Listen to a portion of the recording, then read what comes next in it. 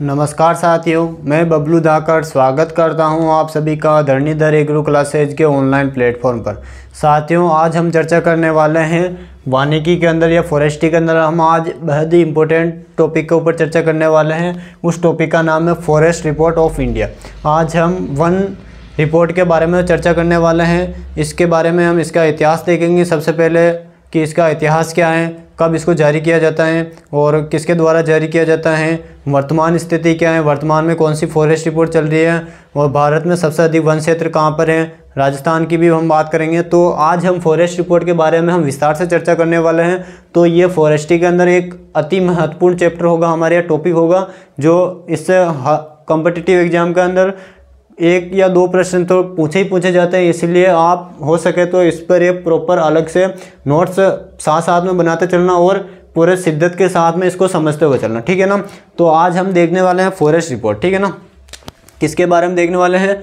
Forest report या one report के बारे में देखने वाले हैं। तो सबसे पहले हमारे फॉरेस्ट रिपोर्ट को सुनते ही एक मन में ये आना चाहिए कि फॉरेस्ट रिपोर्ट आखिर में बनाई क्यों जाती है या ये रिपोर्ट निकाली क्यों जाती है। तो इसके पीछे निकालने का उद्देश्य ये रहता है कि जब भी कोई भी रिपोर्ट निकाली जाती है तो उसके सकारात्मक पहलू भी होते हैं और नकारात्मक पहलू भी होते हैं। सकारात्मक पहलू तो ये होते हैं कि इससे हमें ये एक आइडिया लगता है कि अगर हम बात करें फॉरेस्ट की या वन की बात करें तो इसके सकारात्मक और नकारात्मक पहलू क्या होंगे। सकारात्मक पहलू तो ये होंगे कि इसमें हमें पता चलेगा कि भारत के अंदर पर्टिकुलर किस क्षेत्र के अंदर सबसे ज़्यादा वन क्षेत्र कहाँ पर है और वहाँ किस क्षेत्र के अंदर सबसे ज़्यादा बायोडाइवर्सिटी जैव विविधता है और वहाँ के लोगों के लिए वो अनुकूल है। और दूसरा हमें ये पता चलता है कि अगर पर्टिकुलर किस क्षेत्र में हमें पता चलता है कि वहाँ पर अगर फॉरेस्ट ज़्यादा है तो हमें वहाँ पर उसका कंजर्वेशन संरक्षण करने की भी आवश्यकता पड़ती है। क्योंकि अगर हमें पहले से पता चल गया कि ये फॉरेस्ट हमारे किसी काम का नहीं है, बिल्कुल ख़त्म होने वाला है, तो उस पर कम फोकस किया जाता है और जो हमारे वर्तमान में जो संसाधन है उन संसाधनों को हम क्या कर सकते हैं, सुरक्षित कर सकें। इसीलिए ये फॉरेस्ट रिपोर्ट बनाई जाती है। और साथ ही साथ में इसके नकारात्मक पहलू भी होते हैं कि किस क्षेत्र के अंदर कहाँ पर फॉरेस्ट एरिया में कमी आई है, किस कारणों से कमी आई हुई है या उन कारणों को हम किस प्रकार से रोक सकते हैं और वहाँ पर कितने जंगलों की प्रजातियों के अंदर जो भी पादप प्रजाति हैं वो कितनी विलुप्त हुई है, वो सारे डेटा इसके अंदर मिल जाता है अपने को, ठीक है ना। तो इसके दोनों पहलू होते हैं, सकारात्मक और नकारात्मक पहलू, ठीक है ना। ये होता है हमारे फॉरेस्ट रिपोर्ट के सकारात्मक और नकारात्मक पहलू जिनके बारे में हमको पता होना चाहिए, ठीक है ना। उसके बाद हम देखते हैं फॉरेस्ट रिपोर्ट को कौन जारी करता है या फॉरेस्ट रिपोर्ट सबसे पहले बनाता कौन है। फॉरेस्ट रिपोर्ट बनाता कौन है या फिर तैयार कौन करता है। ये जो अब मैं यहाँ पर आपको जानकारी बताने वाला हूँ ये इसकी तथ्यात्मक जानकारी है या इसका हम कह सकते हैं फॉरेस्ट रिपोर्ट का जब ये स्टार्टिंग में बनी थी तब का ये इतिहास है। तो ये तथ्यात्मक जानकारी ये हम सभी को पता होनी चाहिए, ठीक है ना। तो हम बात करें सबसे पहले बनाता कौन है, तैयार कौन करता है। तो इसको तैयार करता है FSI। कौन तैयार करता है? FSI। इसका पूरा नाम होता है फॉरेस्ट, FSI का जो पूरा नाम होता है वो होता है फॉरेस्ट सर्वे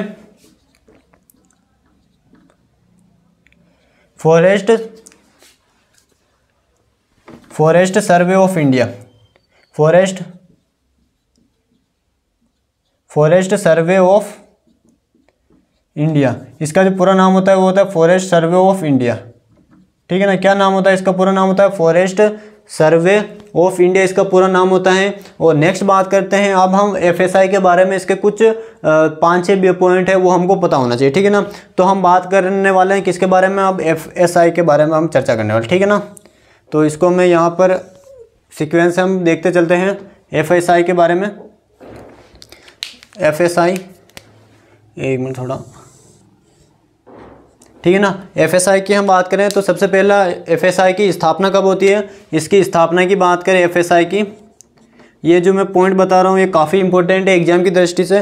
तो इसकी स्थापना की बात करें तो इसकी स्थापना होती है जून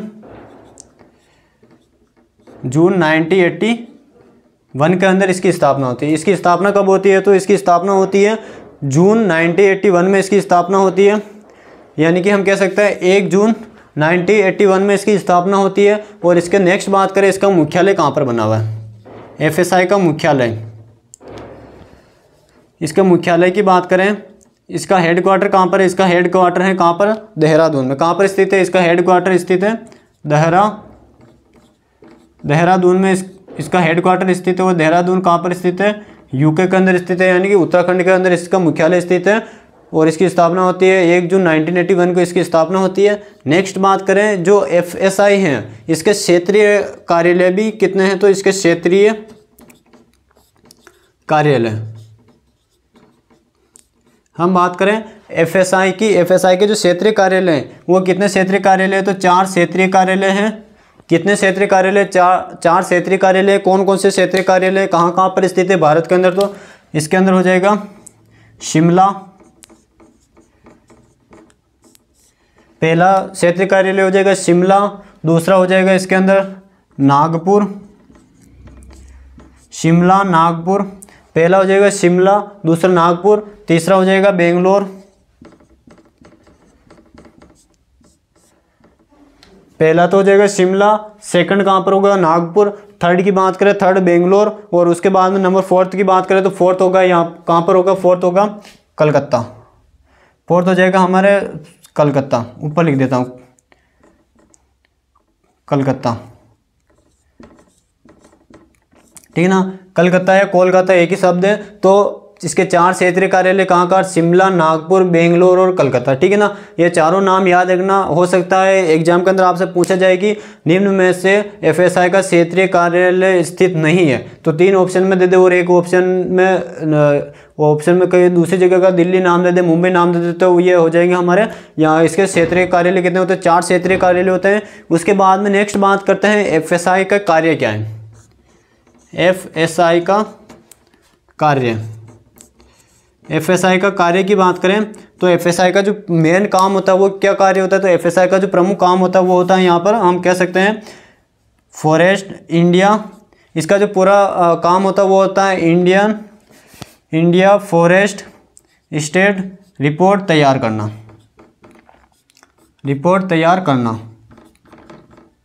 इसका जो मेन काम होता है वो क्या होता है, तो IFSR तैयार करना, यानी कि FSR का पूरा नाम क्या होता है, तो इंडियन फॉरेस्ट स्टेट रिपोर्ट, यानी कि भारत के अंदर जितने भी राज्य हैं और जितने भी केंद्र शासित प्रदेश हैं उनकी पर्टिकुलर एक स्टेट के अकॉर्डिंग उनकी क्या करता है, रिपोर्ट तैयार करता है। कौन करता है, FSI करता है, ठीक है ना। तो इसका पूरा नाम याद रखिएगा आप, इसका पूरा नाम याद रखिएगा, नीचे लिख देता हूँ मैं IFSR।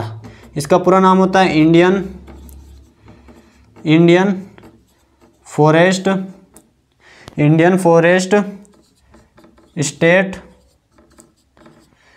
Forest state report. ये किसका नाम होता है, तो ये नाम होता है IFSR का पूरा नाम होता है। या हम कह सकते हैं FSI क्या करती है, इसके माध्यम से एक ये कह सकते हैं हम IFSR एक तरह से पत्र हो गया या फिर ये हम कह सकते हैं न्यूज़पेपर हो गया, ठीक है ना।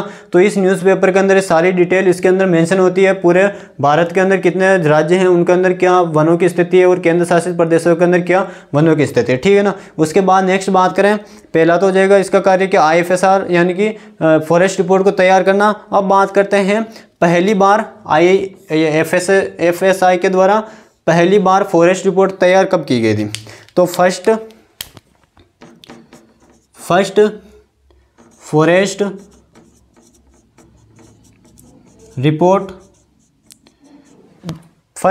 रिपोर्ट कब तैयार की गई थी, तो किसके द्वारा, FSI के द्वारा। तो यह तैयार की गई थी 1987 में। 1987 में पहली बार फॉरेस्ट रिपोर्ट तैयार की गई थी। जो FSI है इसके द्वारा फॉरेस्ट रिपोर्ट बनाई जाती, तो लेकिन पहली बार फॉरेस्ट रिपोर्ट कब बनाई गई थी, तो 1987 के अंदर पहली बार फॉरेस्ट रिपोर्ट बनाई थी। और ये जो FSI होती है, FSI प्रत्येक 2 वर्ष में जो FSI होता है प्रत्येक 2 वर्ष में क्या बनाता है, वन रिपोर्ट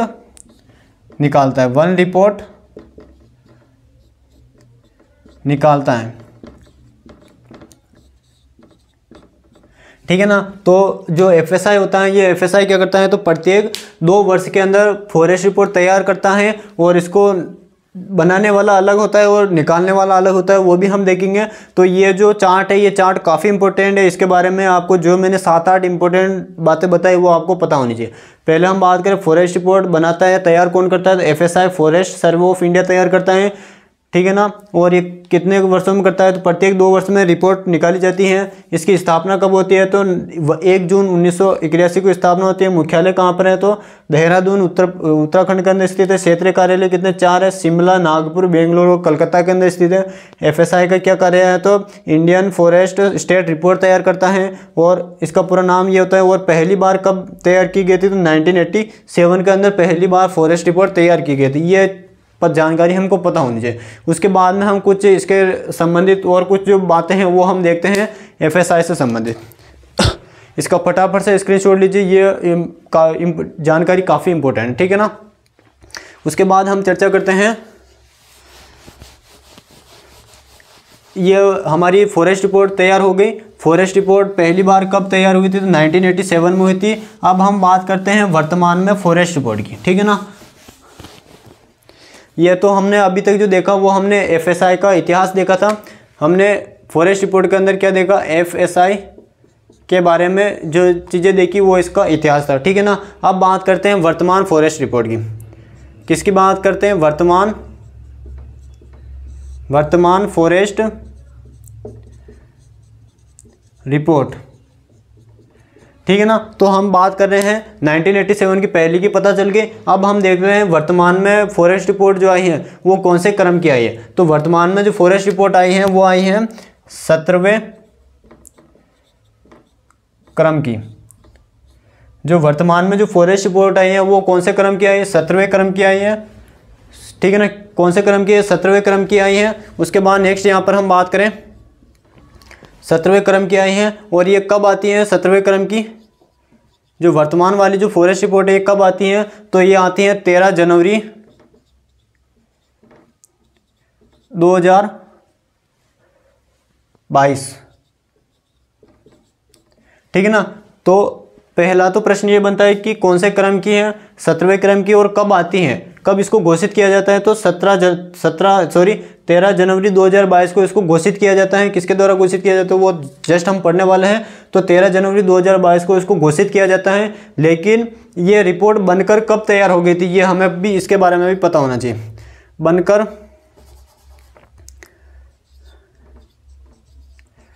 बनकर तैयार कब हो गई थी, तो ये बनकर तो तैयार हो गई थी 2021 में। 2021 के अंदर ही यह रिपोर्ट बनकर तैयार हो गई थी। कौन से क्रम की, 17वें क्रम की। लेकिन इसको प्रकाशित होने में लगभग 8 से 9 महीने का समय लगा।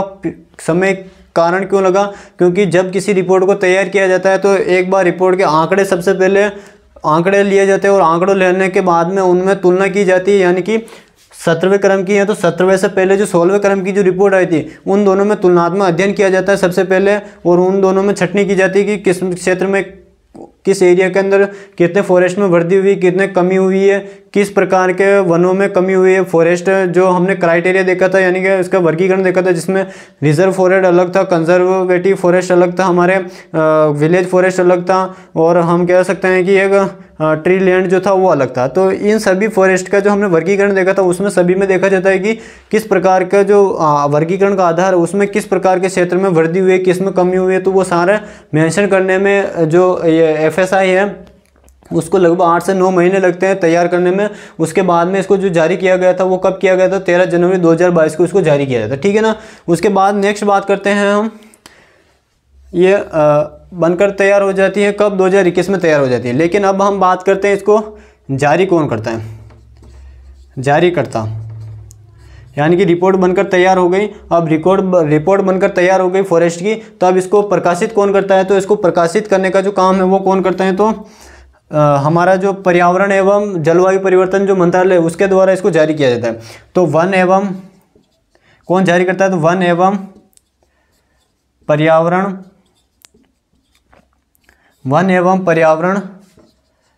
जलवायु परिवर्तन, वन एवं पर्यावरण जलवायु परिवर्तन मंत्रालय के द्वारा जारी किया जाता है, ठीक है ना। जारी करते हैं, कौन जारी करते हैं इसको, तो वन एवं पर्यावरण जलवायु परिवर्तन मंत्रालय के द्वारा जारी की जाती है। और जो इसको इस मंत्रालय के अंदर जो जारी करता है उस व्यक्ति का नाम कौन है? तो जो भी इस मंत्रालय के जो मिनिस्टर होते हैं, मंत्री होते हैं, उसके द्वारा इसको क्या किया जाता है? जारी किया जाता है।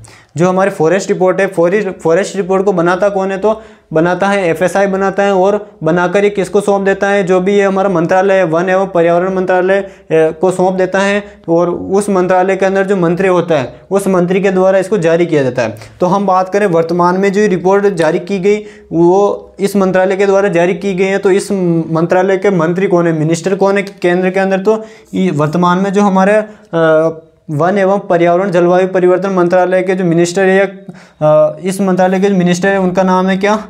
श्री भूपेंद्र यादव। कौन है? श्री भूपेंद्र यादव। इनके द्वारा यह रिपोर्ट प्रकाशित की गई, ठीक है ना। तो अब तक आपको समझ में आ गया होगा कि एफएसआई के क्या क्या कार्य होते हैं और इसकी इतिहास क्या है और वर्तमान स्थिति इसके में कहाँ तक चल रही है, ठीक है ना।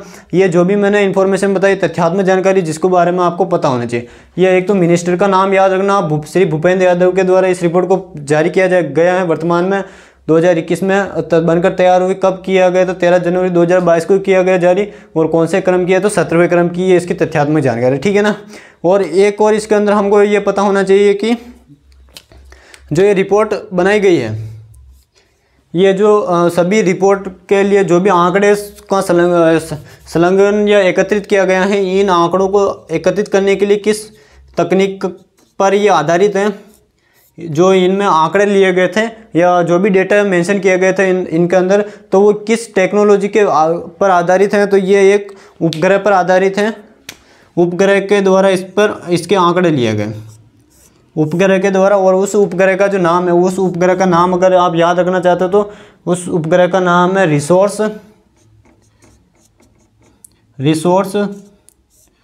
सेट। उस उपग्रह का नाम क्या है? तो रिसोर्स सेट फर्स्ट लिस थर्ड उपग्रह। इस उपग्रह की सहायता से इस फॉरेस्ट रिपोर्ट को तैयार करने के लिए जो भी डेटा एकत्रित किए गए हैं वो की सहायता से एकत्रित किए गए हैं, तो वो इस उपग्रह के सहायता से किया गया जिसका नाम है resource set first list third. उपग्रह की सहायता से सारे आंकड़े लिए गए, ठीक है ना। ये होती है इसकी पूरी तथ्यात्मक जानकारी। अब हम देखते हैं भारत के अंदर कुल वन क्षेत्र कितना है, किस राज्य के अंदर है कितना है, वो सारी चीज़ें जो 7-8 प्रश्न बनेंगे वो देखेंगे। उसके बाद में हम राजस्थान के अंदर भी देखेंगे, राजस्थान के अंदर पर्टिकुलर किस जिले के अंदर क्या क्या चीज़ें हैं, ठीक है ना। तो इम्पोर्टेंट ये भी है, इसमें भी आपको स्क्रीनशॉट लेना हो तो फटाफट से स्क्रीनशॉट लीजिए। उसके बाद में हम भारत के अंदर देखते हैं कि भारत के अंदर जो वन रिपोर्ट है उसके अनुसार किस राज्य के अंदर कितना वन क्षेत्र है, क्या है, वो हम देखते हैं ओवरऑल, ठीक है ना। तो इसके अंदर फॉरेस्ट रिपोर्ट के अंदर हमारा जो पहला जो पॉइंट होगा वो होगा भारत में कुल वन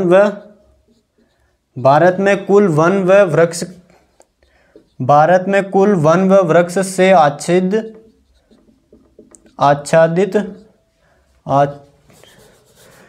भारत में कुल वन व वृक्ष से आच्छादित क्षेत्र कितना है टोटल। अगर हम बात करें भारत में कुल वन व वृक्ष से आच्छादित क्षेत्र कितना है, तो ये क्षेत्र कितना है, तो ये क्षेत्र हो जाएगा 8.09 लाख वर्ग किलोमीटर। ये आंकड़ा याद रखना है आपको, ये डेटा काफ़ी इंपॉर्टेंट है जो आपको पता होना चाहिए। कुल इसमें पूछा गया, इसमें हमारे फॉरेस्ट भी आ गया और वृक्ष भी आ गया, यानी कि जितने भी फॉरेस्ट हैं, जितने भी फॉरेस्ट के टाइप वो सारे आ गए, ट्रॉपिकल, सब ट्रॉपिकल, टेम्परेट, जितने भी हमने देखे थे वो सारे आ गए। और इसके अंदर जो ट्री है वो भी इसके अंदर सारे आ जाते हैं, ठीक है ना। इन दोनों का टोटल एरिया मिलाकर कितना है, तो वो हो जाएगा 8.09 लाख वर्ग किलोमीटर हो जाएगा, ठीक है ना। और अगर हम इसके टोटल अगर परसेंट में बात करें तो ये हो जाएगा कितना, 24.62%। अगर हम तो ओवरऑल परसेंट की बात करें तो ये हो जाएगा 24.62%। अब ये 24.62% ये कितना है, तो ये हमारा टोटल भारत का जो टोटल क्षेत्र है कितना, 100% जो भी भारत का भौगोलिक क्षेत्रफल है उसका 24.62% पर क्या है, वन और वृक्ष है, ठीक है ना। तो ये हमारा टोटल भारत का अगर टोटल पूछा जाए वन और वृक्ष दोनों का सम्मिलित रूप से कितना होगा, 24.62 हो जाएगा। अब इसमें हम बात करते हैं अलग अलग, यानी कि अलग अलग बात करते हैं वन कितना है और वृक्ष कितना है। तो वन की बात करें और यहाँ पर हम बात करें वृक्ष की, ठीक है ना। वन और वृक्ष दोनों का क्षेत्र अलग अलग है। इसमें सबसे पहले हमने देखा दोनों का अंदर कॉम्बिनेशन देखा, यानी कि दोनों का संयुक्त रूप में देखा। अब हम अलग अलग देख रहे हैं, तो वृक्ष का कितना हो जाएगा, तो वृक्ष का हो जाएगा इसमें, वृक्ष का हमको याद रखना है, वृक्ष का हो जाएगा 2.92%। कितना होगा, 2.92%। ये जो एरिया है ये इसी के अंदर संलग्न है, यानी कि इसमें वृक्ष और वन दोनों का था।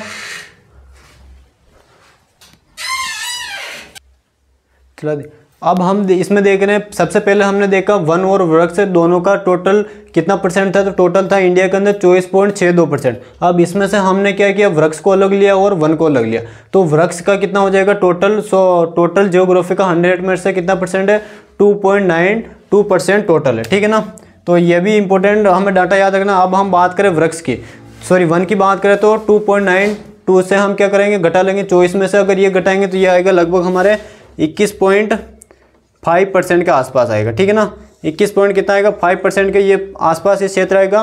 तो अगर हमें प्रश्न पूछा जाता है कि वनों का टोटल भारत के भौगोलिक क्षेत्रफल में वन कितने प्रतिशत क्षेत्रफल पर पाया जाता है, तो 21.5% क्षेत्रफल क्या पाया जाता है, हमारे वन पाया जाता है, ठीक है ना। सॉरी 21 पॉइंट यहाँ पर 71 होगा, 21.71% पर क्या होगा, हमारे वन होंगे। और वृक्ष की बात करें, वृक्ष होंगे 2.92% के आसपास होगी। ये तो होता है हमारे इंडिया का हो जाएगा ओवरऑल। अब उसके बाद में हम बात करते हैं पर्टिकुलर स्टेट की बात करें, तो स्टेट का अकॉर्डिंग हो जाएगा। अगला जो बिंदु हो जाएगा वो होगा ये वाला जो मैं तीर का निशान लगा रहा हूँ, ये किसको प्रदर्शित करेगा, हाईएस्ट एरिया को, यानी कि हाईएस्ट एरिया, यानी कि क्षेत्रफल के आधार पर हाईएस्ट एरिया, क्षेत्रफल के आधार पर किस राज्य में वन है। हम बात कर रहे हैं सबसे ज़्यादा किस राज्य में वन क्षेत्र है, तो हाईएस्ट एरिया किस राज्य में वन है। इसकी थोड़ी लैंग्वेज को चेंज कर लेते हैं। किस राज्य में हाईएस्ट, किस राज्य में सर्वाधिक हाईएस्ट वन क्षेत्र हैं, ठीक है ना। किस राज्य में सर्वाधिक वन क्षेत्र हैं, तो किस राज्य में हो जाएगा। अगर राज्य के पूछा जाए तो किस राज्य के अंदर सर्वाधिक वन क्षेत्र होगा, तो वो तो होगा मध्य प्रदेश, मध्य प्रदेश। और इसके बाद में कौन होगा, तो इसके बाद में होगा आंध्र प्रदेश, एपी, ठीक है ना। तो ये दोनों याद रखना। अगर हाईएस्ट पूछा जाए एरिया में तो मध्य प्रदेश और क्या होगा, एमपी होगा। अगर इसी प्रश्न को थोड़ा घुमा दिया जाए और पूछा जाए आपसे किस राज्य में सबसे कम वन क्षेत्र हैं, अगर हाईएस्ट पूछा जाए तो मध्य प्रदेश, आंध्र प्रदेश। अगर सबसे कम वन क्षेत्र पूछा जाए तो वो होगा एक तो हरियाणा,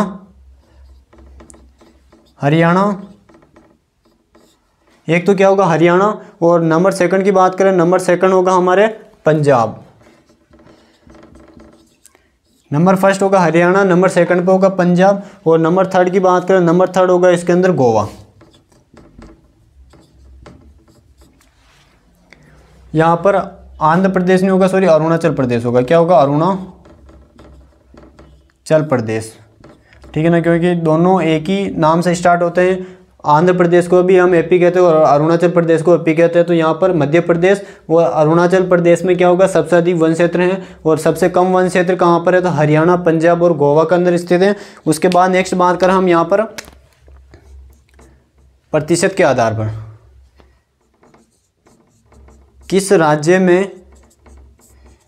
राज्य में सर्वाधिक प्रतिशत वन क्षेत्र हैं, किस राज्य में। पहला तो हमने देखा क्षेत्रफल के आधार पर, ठीक है ना, क्षेत्रफल के आधार पर हमने देखा। उसके बाद में हम देख रहे हैं प्रतिशत के आधार पर सबसे अधिक वन क्षेत्र कहाँ पर है, तो प्रतिशत के आधार पर हो जाएगा आंध्र प्रदेश। प्रतिशत के आधार पर सर्वाधिक वन वाला राज्य हो जाएगा यहाँ पर। प्रतिशत के आधार पर कौन सा हो जाएगा, तो प्रतिशत के आधार पर हो जाएगा यहाँ पर मिजोरम। कौन सा राज्य हो जाएगा, मिजोरम। और इसके अतिरिक्त बात करें, इसके अतिरिक्त हो जाएगा एक हो जाएगा इसके अतिरिक्त हो जाएगा एक आंध्र प्रदेश या एपी, ठीक है ना। तो किस राज्य में सर्वाधिक वन क्षेत्र होगा, तो मिजोरम, और दूसरा हो जाएगा यहाँ पर हमारा एपी हो जाएगा, ठीक है ना। इसी प्रश्न को अगर दूसरी तरह से पूछा जाए, किस राज्य में सबसे कम प्रतिशत पर वन क्षेत्र हैं, सबसे कम प्रतिशत पर क्षेत्र है, तो किस राज्य में सबसे कम प्रतिशत वन क्षेत्र हो जाएगा, तो वो हो जाएगा हमारे हरियाणा। कौन सा हो जाएगा, हरियाणा, ठीक है ना। ये एक स्टेट याद रखना, आप केवल एक एक स्टेट याद रखना, सबसे अधिक मध्य प्रदेश, सबसे कम हरियाणा, सबसे प्रतिशत क्षेत्रफल के आधार पर मिजोरम, उसके बाद में होगा हरियाणा, ठीक है ना। उसके बाद में नेक्स्ट बात करें हम, अगला पॉइंट हो जाएगा इसके अंदर सबसे अधिक, सबसे ज़्यादा वृद्धि करने वाला राज्य, सबसे अधिक वृद्धि, अगला जो हो जाएगा वो हो जाएगा सर्वाधिक वृद्धि, सबसे ज़्यादा वृद्धि करने वाला राज्य, करने वाला राज्य किसमें, तो क्षेत्रफल में, क्षेत्रफल में जो सबसे अधिक वृद्धि करने वाला जो राज्य है वो कौन सा राज्य हो जाएगा, तो वो हो जाएगा हमारे, एक तो हो जाएगा हमारे आंध्र प्रदेश, कौन सा हो जाएगा, आंध्र प्रदेश, आंध्र प्रदेश, और नंबर सेकंड हो जाएगा इसमें तेलंगाना, तेलंगाना, ठीक है ना। तो ये दो स्टेट हो जाएंगे सबसे ज़्यादा वृद्धि करने वाले राज्य किसमें, प्रतिशत में, तो आंध्र प्रदेश और तेलंगाना हो जाएगा। तो ये है हमारा टोटल इंडिया के अंदर वनों की स्थिति वर्तमान में, और इनमें से हर एक लाइन से प्रश्न बनते हैं। तो इसी के इस बोर्ड पे कम से कम 8 से 10 प्रश्न बन रहे हैं। सबसे पहले तो टोटल वनों से आच्छादित क्षेत्र कितना है, तो 8.09 लाख वर्ग किलोमीटर, टोटल कितना परसेंट है तो ये, और वृक्षों का कितना है और वनों का कितना, ठीक है ना। उसके बाद में ये दो प्रश्न और 5 प्रश्न इस प्रकार से बन रहे हैं, तो ये हमको पता होना चाहिए, ठीक है ना। अब हम बात करते हैं इसी के अंदर, भारत के अंदर 2019 की जो रिपोर्ट थी, वन रिपोर्ट, और 2021 की जो वन रिपोर्ट है, यानी कि 16वीं और 17वीं रिपोर्ट के अंदर टोटल कितने फॉरेस्ट के अंदर एरिया के अंदर वृद्धि हुई है। तो वृद्धि की बात करें, टोटल कितनी वृद्धि हुई, तो ये वृद्धि हुई 2261 किलोमीटर, वर्ग किलोमीटर की वृद्धि हुई है। यानी कि अगर हम तुलनात्मक रूप से देखें कि वर्ष 2019 की जो वन रिपोर्ट थी और वर्ष 2021 की जो वन रिपोर्ट है, उसके अंदर फॉरेस्ट का जो क्षेत्र है उसमें कितने वर्ग किलोमीटर की वृद्धि हुई है, तो 2261 वर्ग किलोमीटर की वृद्धि हुई, ये हमको पता होना चाहिए, ठीक है ना। और ये वृद्धि किसके अंदर हुई, तो कुल वन व वृक्ष क्षेत्र में वृद्धि हुई है, ठीक है ना। तो वर्तमान में ये स्थिति है, और टोटल अगर पूछा जाए कितने की वृद्धि हुई है किसकी तुलना में, 2019 की जो वन रिपोर्ट थी उसकी तुलना में, तो 2261 वर्ग किलोमीटर की वृद्धि हुई। ये हमारे भारत की स्थिति है, तो इसके बारे में हमको नॉर्मल पता होना चाहिए। अगले वीडियो के अंदर हम राजस्थान की स्थिति के बारे में देखेंगे, राजस्थान के अंदर जो वन रिपोर्ट है उसका क्या इतिहास रहा थोड़ा बहुत, और उसके बाद में हम देखेंगे राजस्थान के पर्टिकुलर जिलों के अंदर देखेंगे। अगर हम दोनों एक साथ में लेकर चलेंगे भारत और राजस्थान को, तो हमें कन्फ्यूजन होगा। तो सबसे पहले आप भारत वाला को याद करने की कोशिश कीजिएगा, उसके बाद आप याद कीजिएगा राजस्थान वाला, ठीक है ना। मिलते हैं राजस्थान की वन रिपोर्ट के साथ में, तब तक के लिए जय हिंद जय भारत।